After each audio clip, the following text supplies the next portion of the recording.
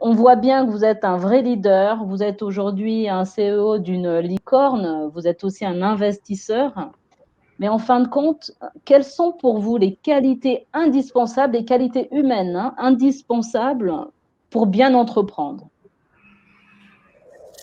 Alors, il y a plusieurs choses, mais on va commencer dans l'ordre. Déjà,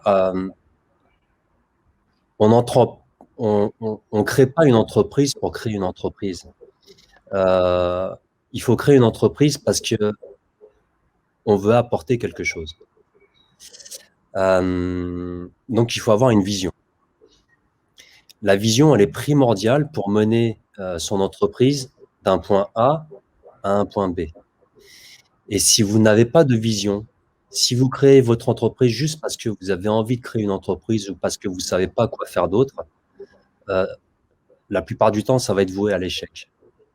Par contre, si vous avez une vision, si vous pensez que vous pouvez apporter quelque chose, si vous pensez que vous pouvez améliorer le quotidien d'une poignée de personnes ou de beaucoup de monde, si vous apportez de la valeur, si vous pensez que vous allez pouvoir, de par votre idée, pouvoir apporter de la valeur, euh, là, là, pour le coup, vous pouvez créer votre entreprise et vous pouvez la mener très loin.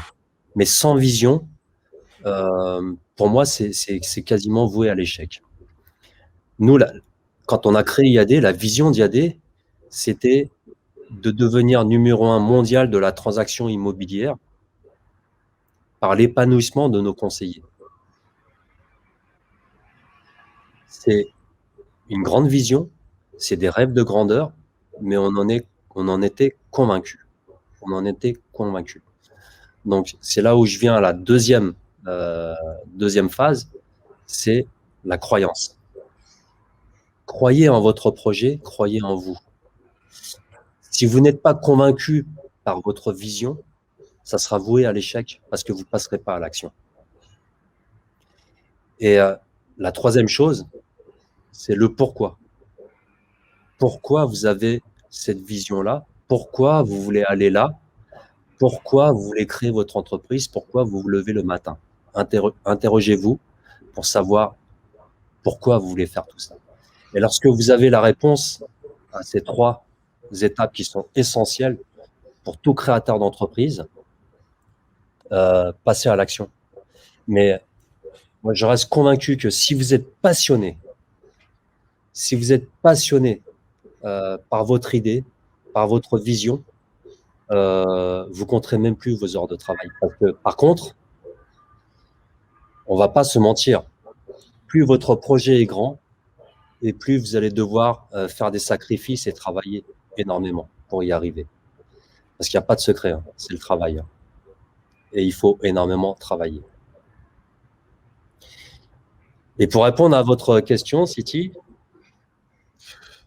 la bienveillance, la résistance à l'échec, parce qu'il faut avoir un mental d'acier. Parce que l'entrepreneuriat, c'est difficile, faut pas se le cacher. C'est très difficile, surtout si demain vous allez disrupter un marché ou révolutionner un segment de marché. On va vous mettre des bâtons dans les roues, et c'est ce qui nous est arrivé. Donc il faut avoir une grande résistance à l'échec, il faut être solide mentalement, il faut savoir rebondir, il faut savoir s'adapter à toutes les situations, et notamment, on l'a tous vécu, cette crise sanitaire avec les confinements, bah, il fallait que les startups s'adaptent face à cette situation qui était mondiale. Et donc, il faut faire preuve aussi d'agilité et d'adaptabilité. Super, merci beaucoup, Monsieur Jérôme Chabin. Alors moi, je ne sais pas vous, mais moi, j'ai tout noté. Franchement, là. Alors, je vais vous répéter ce que j'ai noté pour ceux qui n'ont pas noté, pour que vous soyez sûrs d'avoir bien compris. Donc, les qualités humaines à avoir, la passion, bien sûr, ça, il faut être passionné pour se développer. La bienveillance, la résistance à l'échec, l'adaptabilité et l'agilité, les jeunes. Donc, surtout, soyez agiles, sachez vous adapter. ayez une résistance à l'échec. On a un échec, et ben on se relève et on continue. On prend note, bien sûr, effectivement, pourquoi j'ai échoué, qu'est-ce que je peux mieux faire, qu'est-ce que je peux changer, qu'est-ce que j'apprends de mes échecs. Et puis ensuite, hop, je recommence et puis j'avance. Donc, en fin de compte, les échecs, c'est des cadeaux. On vous donne des cadeaux quand vous échouez. La bienveillance, bienveillance envers les autres, bienveillance avec la concurrence aussi, hein, avec les équipes, etc. Donc, si vous voulez entreprendre, il faut que vous soyez en premier lieu passionné, que vous ayez une vision, parce que sinon ça ne fonctionne pas. Donc, soyez passionné et ayez une vision.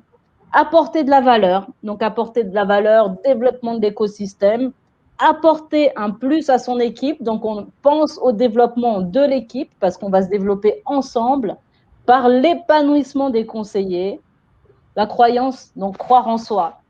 Et surtout, se demander pourquoi. Pourquoi je veux être entrepreneur, pourquoi je vais y aller, pourquoi je vais devenir une licorne. Oh, et rendez-vous dans 13 ans, parce que peut-être que moi aussi je serai licorne. Hein. Avec tous ces conseils, je pense qu'on va y aller là. Hein. Merci beaucoup. J'ai juste une petite question avant qu'on se laisse. C'est un petit peu personnel. Et ça peut être sympa pour les jeunes d'entendre la réponse. Comment vous sentez-vous aujourd'hui après avoir parcouru tout ce chemin? Je me sens très très bien. Je me sens très très bien. Je suis fier d'avoir rendu mes parents fiers. Ah, super. Voilà. Maintenant, si je devais faire passer vraiment un autre message, croyez en vous. C'est vraiment l'essentiel, c'est la base. Si je peux vous donner des petites anecdotes, j'ai été à la base quelqu'un de très timide, mais vraiment extrêmement timide. Et si à 14 ans, on m'avait dit, lors des conventions nationales, tu devras parler devant des milliers de personnes sur scène, je pense que j'aurais lâché l'affaire. Et voilà. J'ai pas eu la chance d'avoir eu des mentors dans la vie. Peut-être que ça m'aurait fait gagner quelques raccourcis, mais en tout cas, j'ai retenu une phrase qu'un de mes employeurs m'avait dit: la fonction fait l'homme. C'est-à-dire que j'ai tellement incarné le titre de fondateur d'IAD que ça m'a transcendé, justement parce que je me sentais redevable pour les conseillers qui nous ont fait confiance et qui ont rejoint l'aventure IAD. Et donc, c'est eux qui me donnent cette force de pouvoir m'exprimer en public devant des milliers de personnes.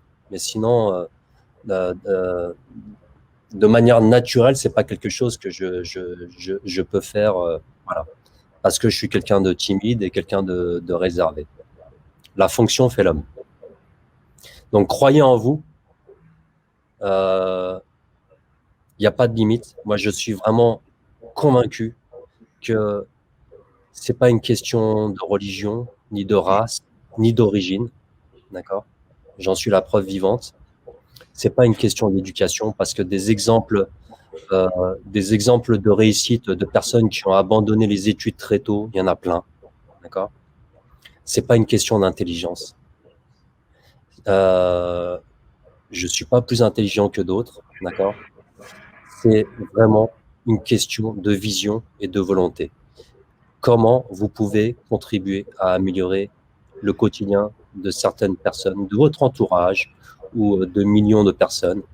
Quelle valeur vous pouvez ajouter en créant votre société? Soyez passionné par ce que vous faites, soyez passionné et soyez convaincu. Voilà. Croyez en vous.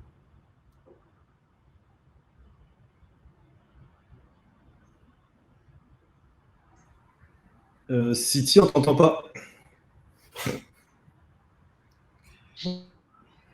J'étais un peu émue là. Je suis contente, vraiment contente de pouvoir interviewer un profil comme vous, Jérôme Chabin. C'est vraiment une plus-value pour la jeunesse. Et il était une fois où j'étais jeune, où j'aurais adoré entendre cette interview. J'aurais gagné quelques années. Donc effectivement, c'est un plus bienveillance.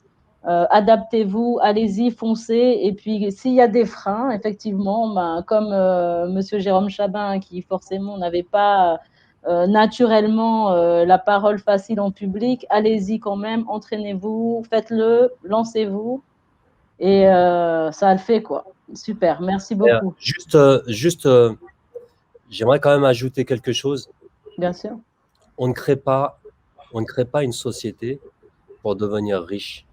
L'argent ne doit pas être une motivation.